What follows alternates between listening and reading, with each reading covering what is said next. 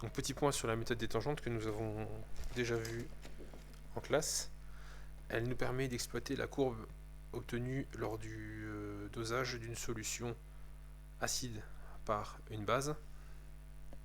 Donc nous avons la courbe qui donne le pH, l'évolution du pH en fonction du volume ajouté en solution titrante. Donc on va tracer une première droite qui va être tangente à ce point de la courbe. Voilà. Ensuite on trace une seconde tangente en ce point et qui sera parallèle à la première tangente. Alors, le parallélisme ne sera pas forcément exact, mais vous avez les principes. Troisième point, on trace un segment qui lie ces deux tangentes qui sont parallèles entre elles, je vous le rappelle. Et donc c'est un segment qui est perpendiculaire à ces deux droites.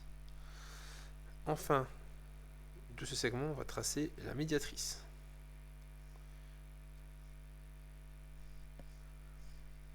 Donc une médiatrice qui doit passer par le point qui est ici.